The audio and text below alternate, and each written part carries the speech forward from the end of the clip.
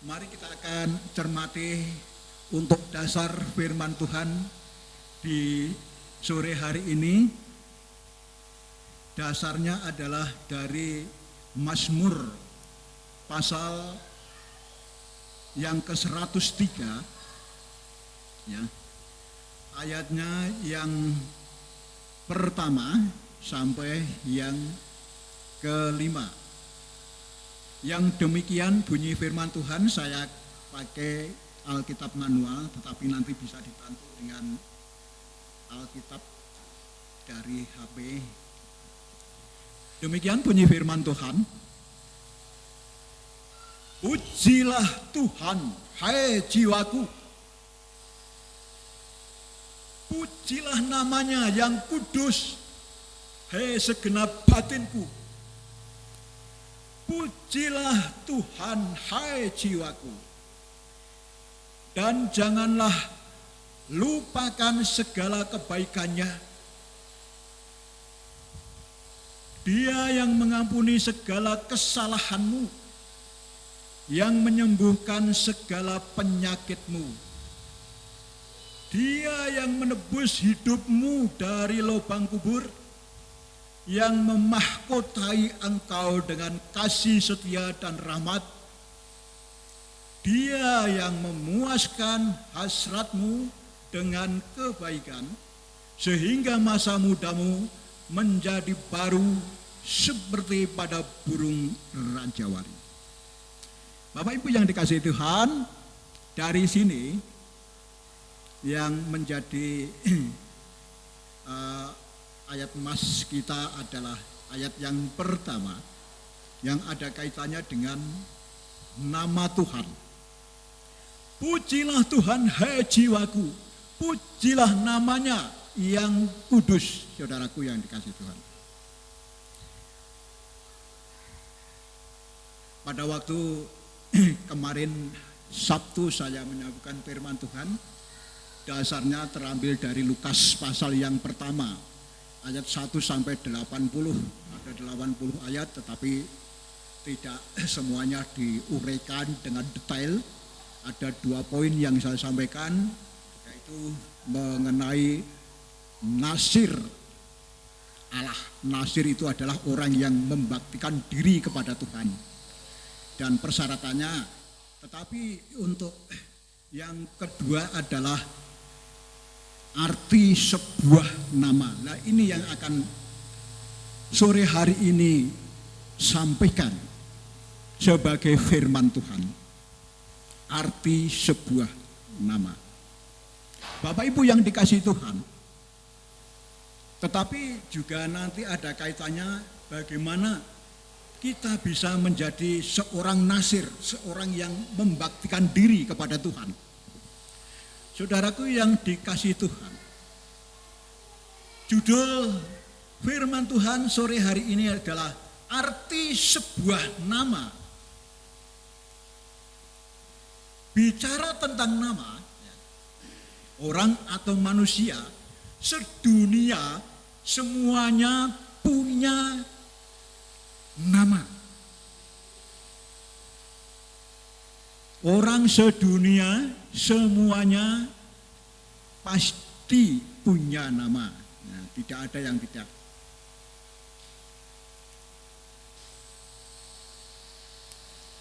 Yang ada di sini semua punya nama. Nah, saudaraku yang dikasihi Tuhan.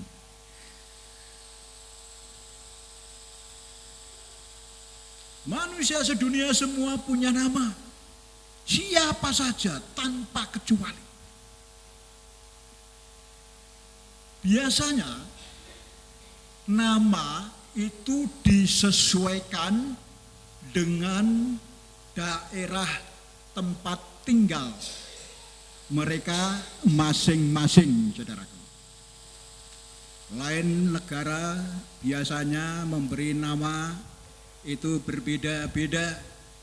Nama-nama yang ada di Indonesia berbeda dengan yang ada di Amerika.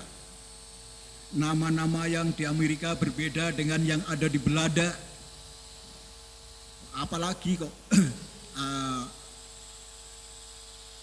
berbeda negara, di dalam satu negara berbeda daerah, tempat tinggal pulau saja memberi nama sudah ada perbedaan. Misalnya nama-nama yang ada di Sulawesi, nama-nama yang ada di Sumatera, itu sudah berbeda dengan nama-nama yang ada di Jawa Tengah. Jawa Tengah itu pun sudah berbeda dengan nama-nama yang ada di Jawa Barat, saudara. Jadi nama itu biasanya diberikan, disesuaikan dengan daerah tempat tinggalnya. Nah, segala nama itu adalah suatu pemberian, saudara. Nama itu adalah pemberian. Jadi orangnya itu tidak bisa memilih untuk namanya sendiri. Sopo sing wong semene sing milih, aku pilih jeneng iki, ada? Yang memberi nama siapa? Yang memberi nama siapa? Orang tuane, bapaknya atau ibunya ya mesti kadang-kadang ngresoyo mbae, wah aku golekno jeneng Mbah putumu. Nah, biasanya seperti itu, saudara. Jadi nama itu adalah pemberian, jadi orangnya itu sendiri tidak bisa memilih untuk aku jeneng iki, saudara. Dan kadang-kadang yang mempunyai nama pemberian itu kadang-kadang bisa protes. Ini bisa terjadi. Saya pernah diprotes anak saya, yang namanya Andreas Susanto itu pernah protes dengan saya. Aku jeneng kok elek, saudaraku. Kok elek piye? Andreas itu baik. Lah Susantone kuwi sing elek, dianggap elek dia. Padahal saudaraku yang dikasih Tuhan, mari kita akan belajar terus. Nama itu adalah pemberian, tidak bisa orang itu pilih namanya sendiri. Biasanya orang tua memberi nama kepada anaknya sesuai dengan biasanya itu tidak semua. Ya. Jadi orang kabeh, kadang-kadang orang apa arti sebuah nama, jeneng we kok seapi-apian gopo, kadang-kadang bisa. Pada waktu saya sampaikan di radio, saudaraku, saya menyampaikan tentang orang di sekitar Ngandong, sekitar Kelempung, sekitar Kerombo lah. Zaman kuno memberi nama kepada anaknya itu asal-asalan, saudara. Jadi disesuaikan dengan hari kelahirannya. Biasanya kebanyakan seperti itu. Maka kita masih di sini masih sering menjumpai nama Senin. Nah, karena kelahirannya hari Senin, jadi hanya wis pokoknya jenenge Senin wae wis wong lair di Senin no. Nah, ya toh. Jenenge Selasa wae wong lair dina Selasa, Rebo wae wong lair Rebo.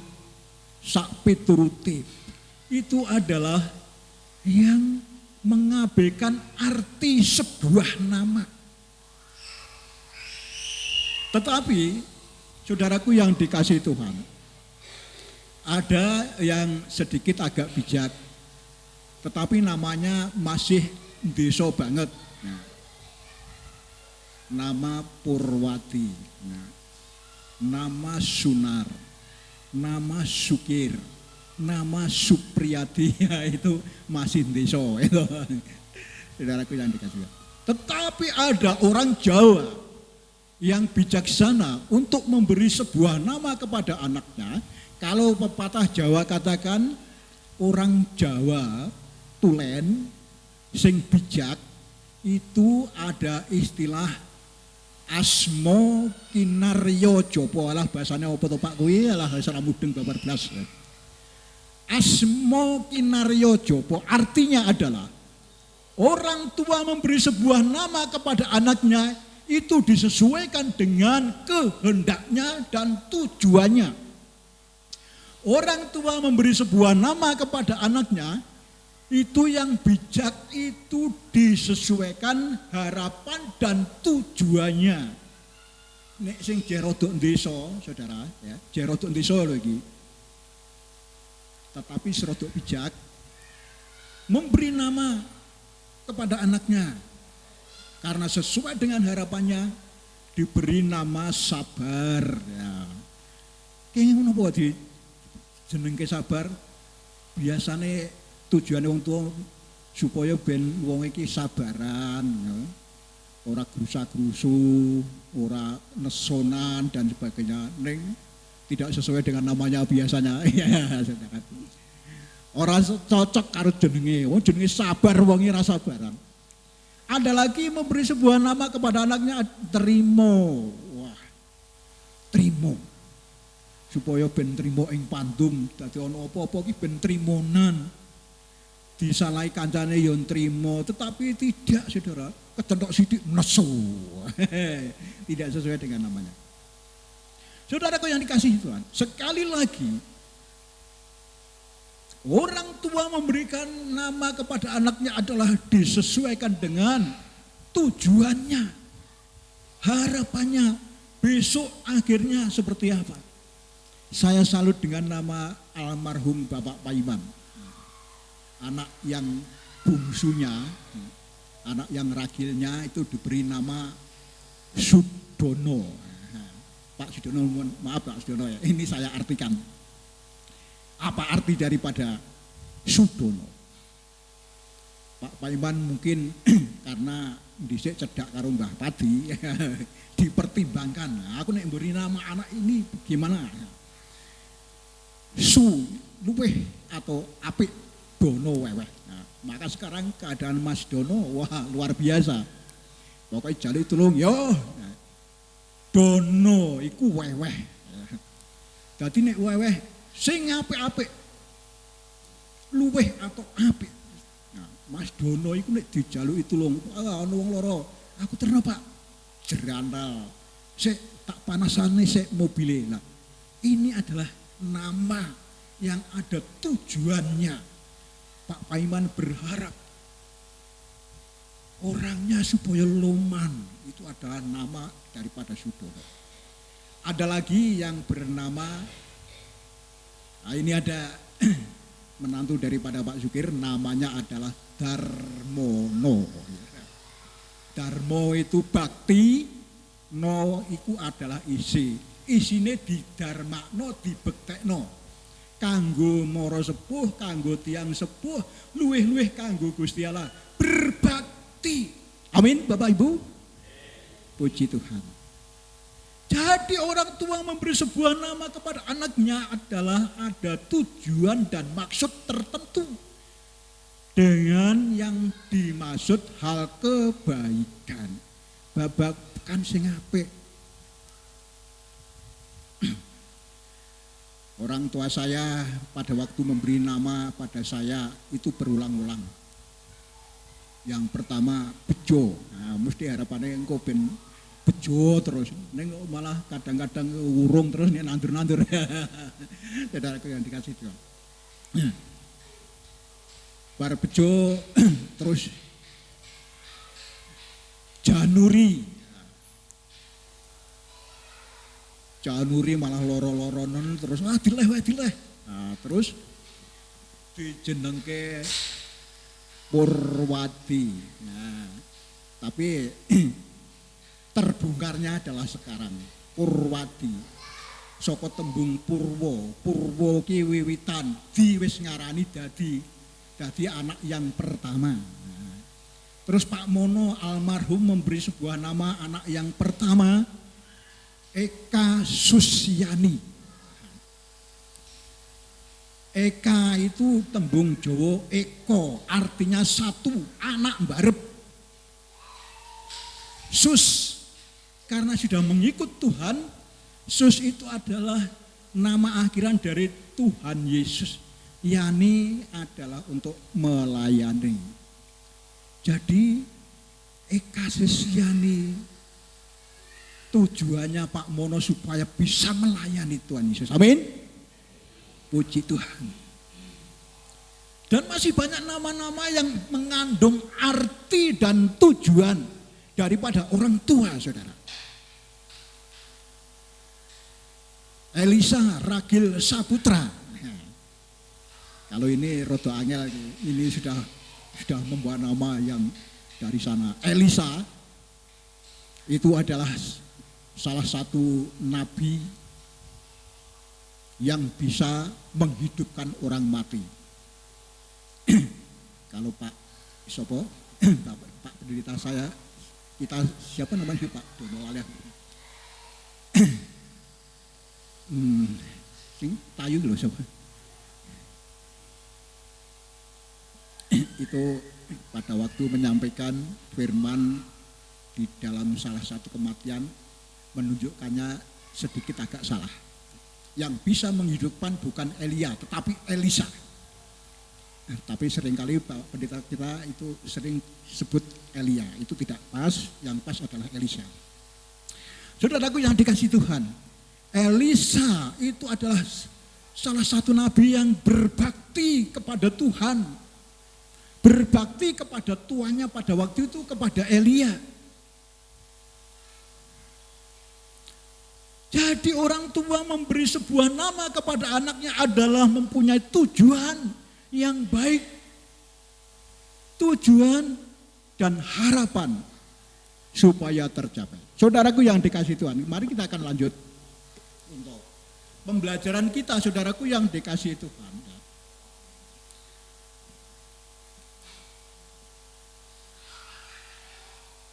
Daripada nama, orang bisa berkenalan. Tanpa ada nama, orang tidak bisa berkenalan, saudara. Biasanya orang yang sedang bertemu, itu pastinya kebanyakan yang terjadi, itu artinya tidak semua, ora kabeh ya. Itu kebanyakan lebih dulu dipun tepungaken. Asmanipun sinten nggih, Pak? Asmanipun sinten, Mbak? Asmanipun sinten, Bu? Dari nama inilah untuk perkenalan. Saudaraku yang dikasih Tuhan. Jadi kita supaya tahu apa arti sebuah nama. Orang Kristen itu harus ngerti artinya sebuah nama. Saudaraku yang dikasih Tuhan. Nah, daripada nama itu bisa terkenal, misalnya Pak Sukir namanya kondang, terkenal. Karena apa? Dengan pekerjaannya. Terkenal karena pegaweane. Kalau Pak Dono terkenal karena beliau seorang guru. Selain daripada orang pekerjaan sebagai guru, sebagai hamba Tuhan, selain daripada hamba Tuhan, masih ada lagi pekerjaan-pekerjaan yang dimilikinya Pak Dono. Jadi orang itu bisa terkenal dari pekerjaannya, itu yang dari segi positifnya, saudara. Dari babakan sing apik.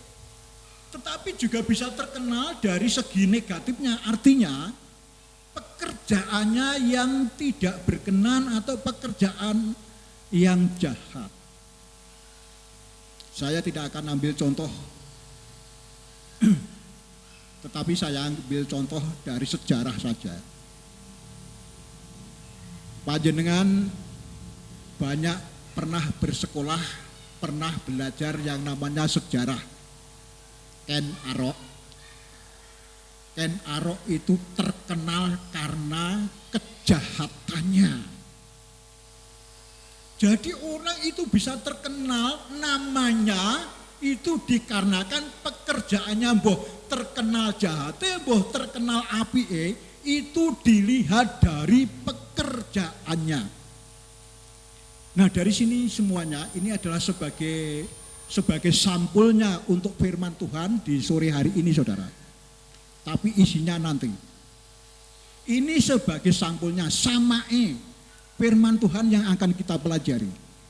Dari pekerjaannya orang itu akan terkenal, lebih-lebih tersohor. Ya. Tidak hanya terkenal, tersohor.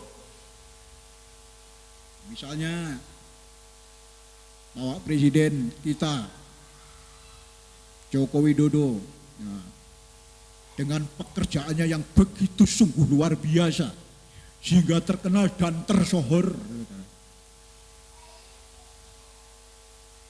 Tetapi ada juga yang dilakukan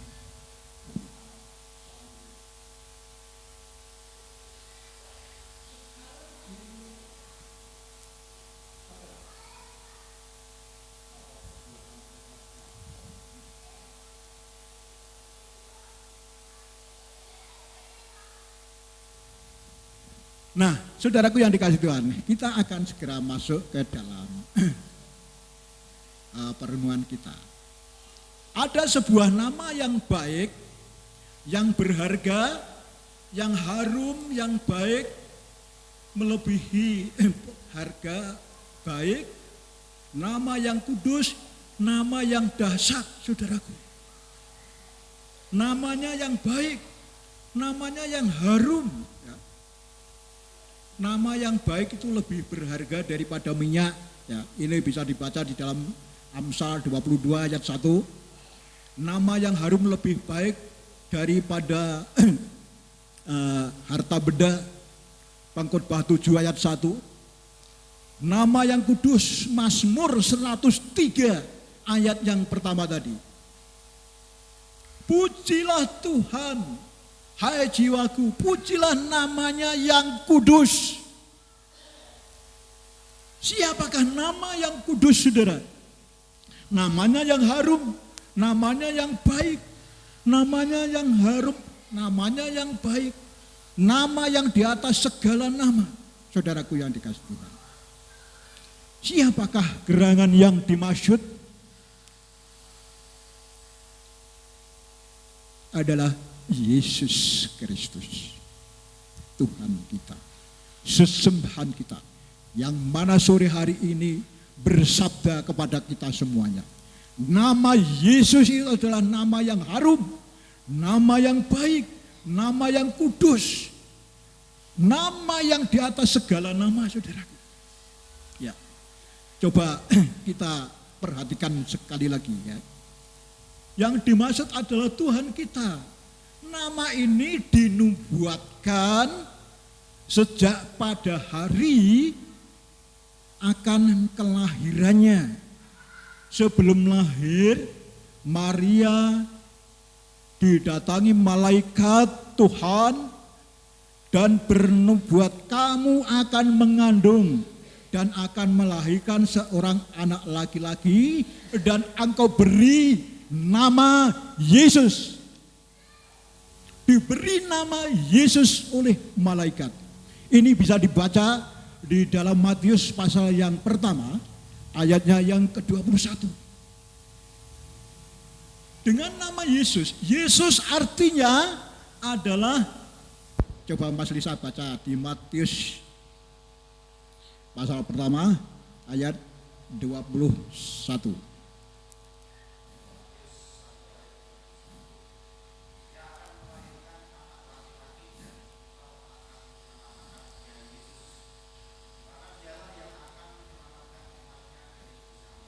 Daripada nama Yesus Kristus yang akan menyelamatkan umat manusia.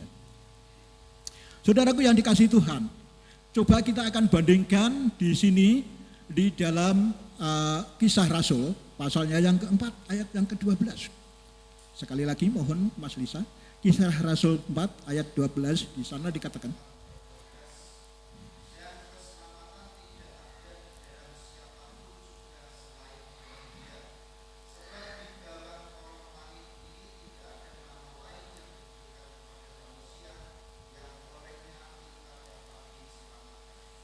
dan keselamatan tidak ada di dalam siapapun juga selain di dalam Dia, sebab di bawah kolong langit ini tidak ada nama lain yang diberikan kepada manusia yang olehnya kita dapat diselamatkan. Nama Yesus itu adalah juru selamat yang menyelamatkan, yang mempunyai nama harum, Namanya begitu sungguh luar biasa, tinggi. Namanya di atas segala nama. Coba baca di dalam Filipi 2 ayat 9 sampai 11. Coba Mas Lisa. Filipi 2 ayat 9 sampai 11.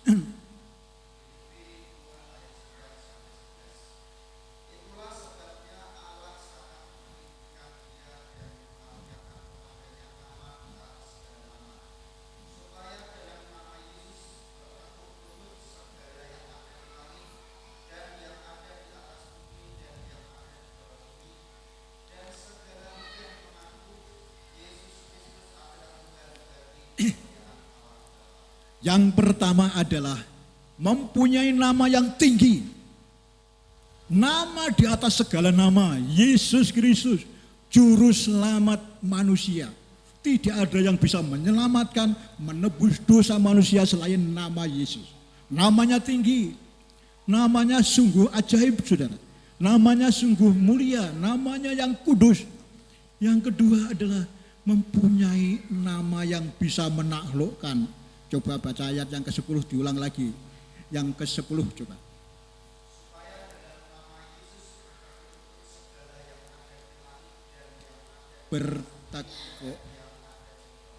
Bertekuk lutut itu artinya takluk, tunduk, menaklukkan seisi dunia termasuk iblis pun takluk akan namanya, saudara. Termasuk iblis akan takut dengan nama Tuhan Yesus itu. Maka seringkali kalau kita mempunyai rasa ketakutan, sebutlah nama Yesus. Amin. Sebutlah nama Yesus ada di dalamku. Iblis akan ketakutan. Tetapi walaupun nyebut nama Yesus, tetapi ternyata Yesus tidak ada di dalam kita, setan berani dengan kita. Nek karo Yesus wedi, nek karo kita wani. Untuk itu supaya kita ditakuti oleh Tuhan Yesus, maksud saya oleh iblis, harus terima Yesus di dalam hatinya. Ini yang kedua, dan yang ketiga adalah nama yang diakui segala lidah. Nah ini saudara, segala lidah mengaku. Walaupun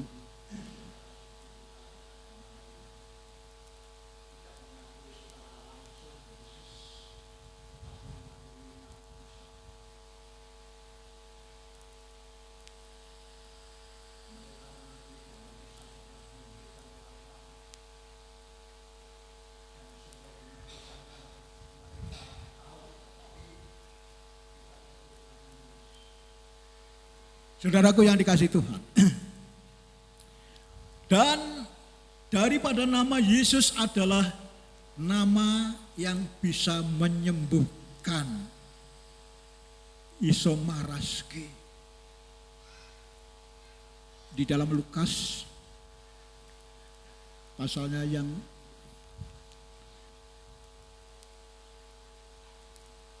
maksud saya di dalam Yohanes, kisah maksud saya, kisah 3 ayat 6 dan 7. Dengan nama Yesus orang lumpuh. Dengan nama Yesus, coba baca maksudnya, kisah 3 ayat 6 dan 7 mas.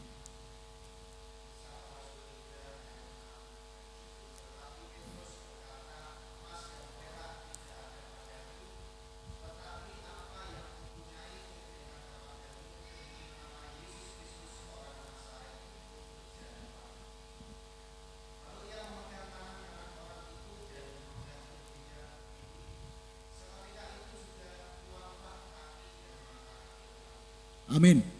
Dengan nama Yesus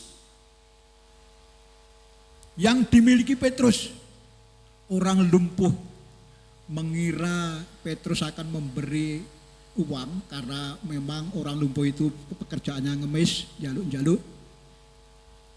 Petrus berkata, emas tidak punya, uang aku tidak punya, tapi yang kupunya akan kuberikan kepadamu. Siapa?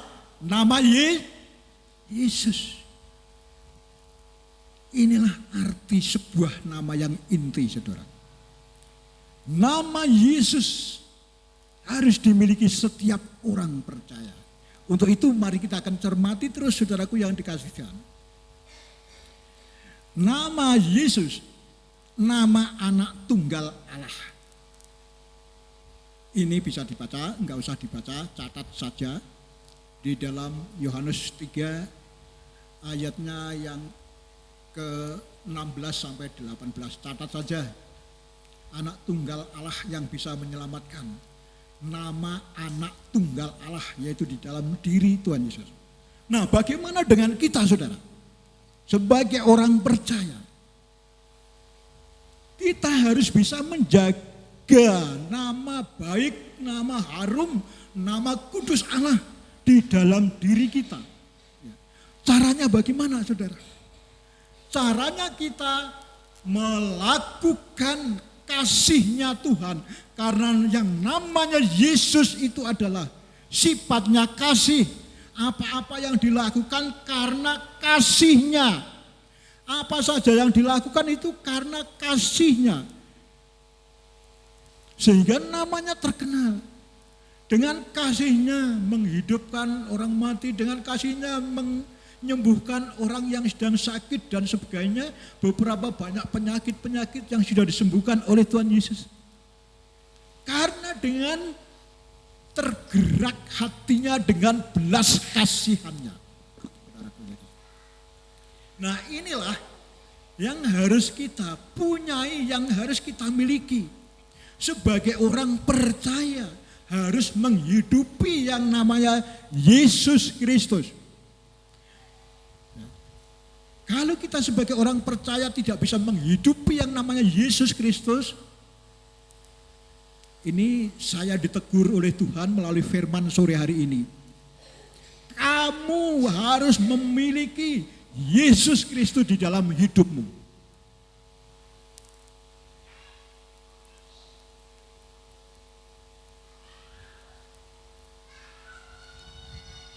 Galatia 2 ayat yang ke-20. Coba Mas Lisa.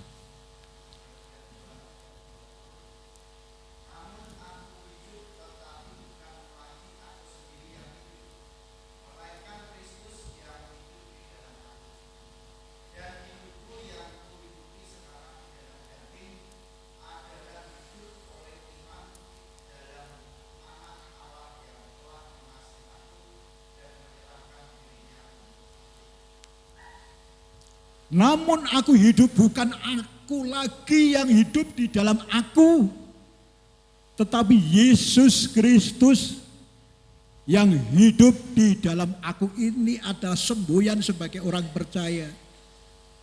Kalau kita menghidupi Yesus Kristus berarti kita menanggalkan kemanusiaan kita.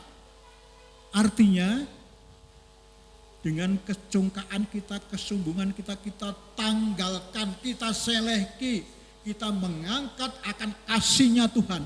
Kita miliki yang namanya Yesus Kristus supaya hidup di dalam hidup kita. Amin.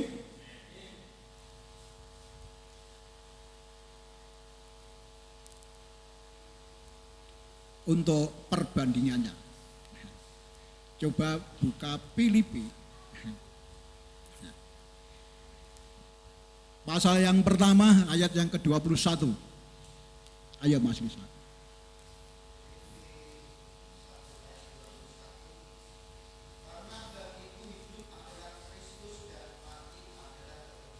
Haleluya, amin. Karena bagiku hidup adalah Kristus. Ora nulah-nulih liyane. Ning nek mati bejo. Mati di dalam Yesus, naik ke tempat kudusnya Allah alias surga. Amin. Puji Tuhan. Kita harus memiliki nama Yesus Kristus di dalam hidup kita, di dalam hati kita, saudaraku yang dikasih Tuhan. Ya. kita bejo. Kalau kita sudah bisa memperlakukan daripada kasihnya Tuhan di dalam hidup kita, menghidupi Kristus di dalam hidup kita, nama kita akan terdaftar di surga. Amin. Nama kita terdaftar di surga. Kalau kita bisa memperlakukan, menjaga nama baik Tuhan, menghidupi Kristus. Lukas 10 ayatnya yang ke-20b. Diwacawit kok A rapopo. Ayo Mas Lisa.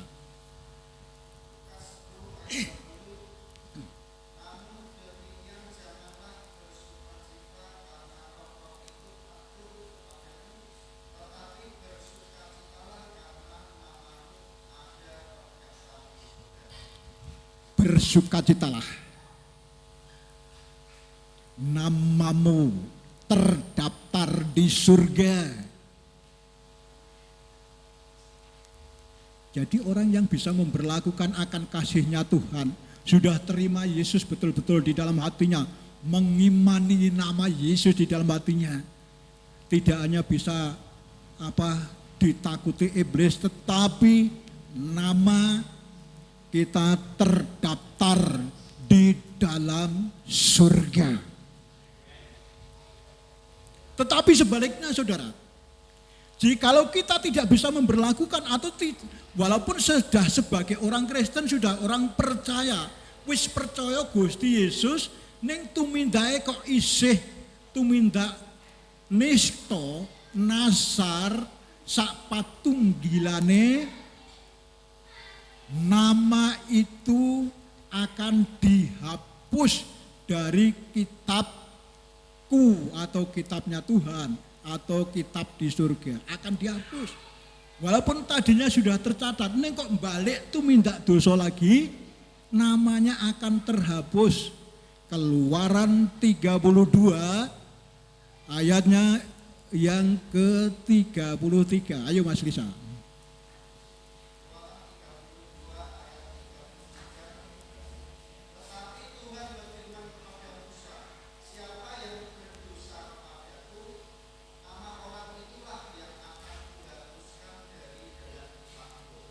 Siapa yang berbuat dosa lagi, wis percaya karo Gusti Yesus, wis bertobat, wis apik-apik dadi wong apik, kok mbaleni dosa meneh, jenenge bakal disetip sret ilang, saudara.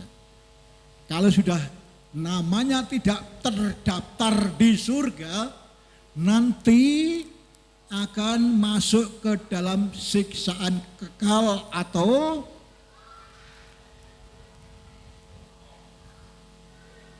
lebih baiknya kalau kita baca semua yang saya sampaikan berdasarkan Alkitab. Di Wahyu pasal yang ke-20 ayatnya yang ke-16. Ayo, Wahyu pasal 20 ayatnya yang ke-16.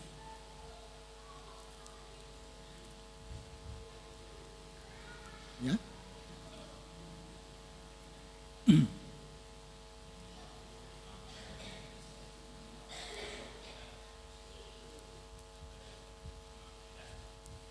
15 maksud saya. Maaf. Wahyu pasal 20 ayat 15.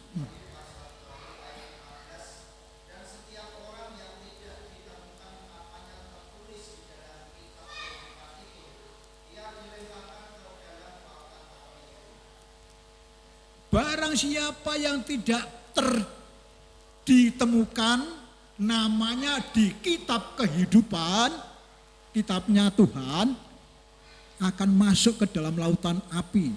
Lautan api yang berarti maut. Mundur saya ayat 14.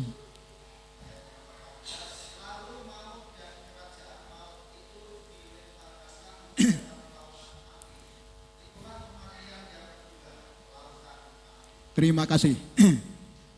Tinggal sedikit saudara. Mohon maaf. Sebetulnya firman sore hari ini sebetulnya harus ini sebagai kebutuhan kita.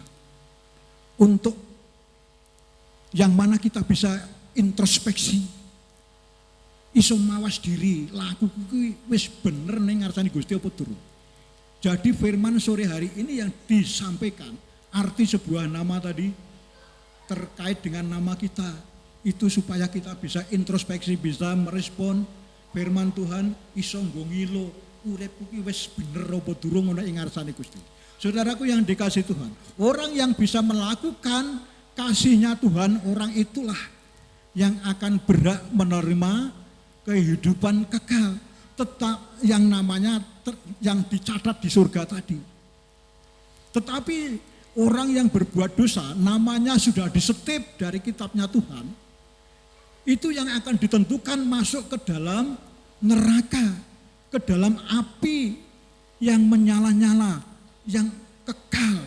Itu yang disebut di ayat 14 Wahyu tadi katakan, mati kematian yang kedua. Setelah mati yang pertama pisai rogo karo sukmo, nanti kematian yang kedua yang disebut masuk neraka atau ada siksaan kekal. Sekarang mundur ke dalam Matius pasal yang ke-25, ini yang terakhir saudara. Bagaimana orang yang tercatat di dalam surga, di dalam penghakiman terakhir nanti, orang pada waktu dihakimi bagaimana perbuatan hidupmu pada waktu masih hidup, kamu berbuat dosa atau berbuat baik, itu ditentukan saudaraku. Di dalam Matius 25, di sana dikatakan, tidak usah baca semuanya dari ayat 31 sampai 46, tapi ini sebagai catatan saja. Jikalau mau baca nanti di rumah, ya. Baca nanti di rumah, Matius 25 ayat 31 sampai 46, catat saja. Tetapi yang penting untuk sore hari ini mengacu kepada firman Tuhan di ayat yang ke-45 sampai 46. Yang mana orang yang tidak tercatat di surga, orang yang sudah dihapus maupun orang yang tercatat di kitab kehidupan. Matius 25 ayat 45 sampai 46. Coba Mas Lisa baca di sana.